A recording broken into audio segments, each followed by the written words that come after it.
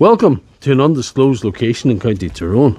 This might be the most important Makita battery repair video I've ever made, and this might be one of the most important pieces of equipment I've ever bought. Let me ask you a question.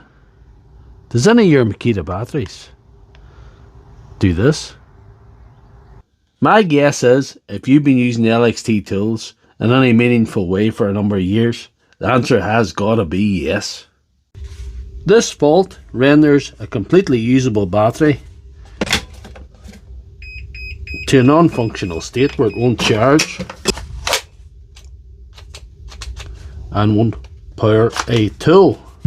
And that, ladies and gentlemen, is suboptimal.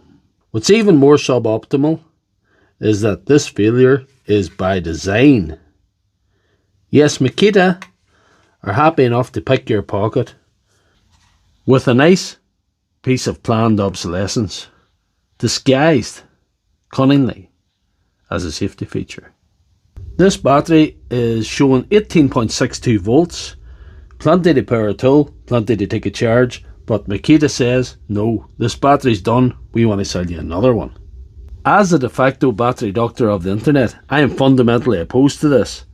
Here at the surgery, we never put a healthy battery down if it can be saved. I have been well aware of this issue for some time, and my solution up until this very day has been to fit a brand new spurious fake internet board to do away with this planned obsolescence. But I have been searching for a more elegant solution, and I have it in my hands this very day. This off the market spurious device has been manufactured by somebody that I've never met on the internet and is designed to reset this fault and tell me what's going on within the battery without opening it. This is not new technology. These have existed for a good while. This is the first self-contained one I've ever seen. There's other ones that I have here that you have to connect to a PC and download some dodgy software off the internet, and that's not the answer I was looking for, but this might be. Let's give this a test drive. As you can see, this is a faulty battery, and we're going to clip it on and put on the switch. Lovely. And we'll hold that on and we'll say read battery. It's brought up a menu saying it's a BL1850. That's a type of battery, and it's saying it's blocked, which we know. It's telling me the voltage. It's telling me the difference between the cells. That's 3 millivolts, but that's not much.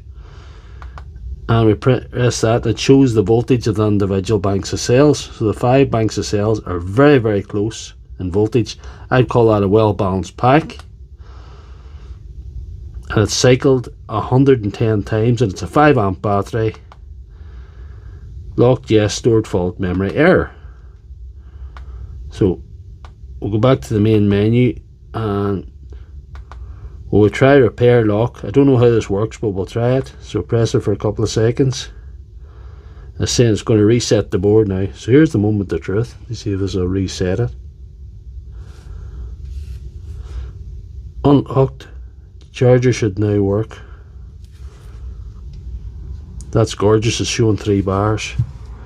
That has worked. So we'll power this off.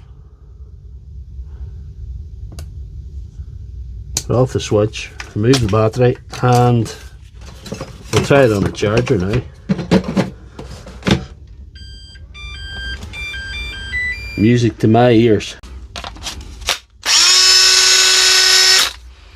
I'm calling that fixed.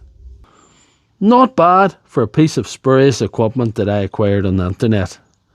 This was, however, quite expensive. It cost me gold, frankincense, myrrh, a couple of kidneys, and a couple of things that I'm not comfortable discussing on here. However, if you enjoyed this video, please give me a thumbs up, consider subscribing to the channel, and tell me what you think in the comments section.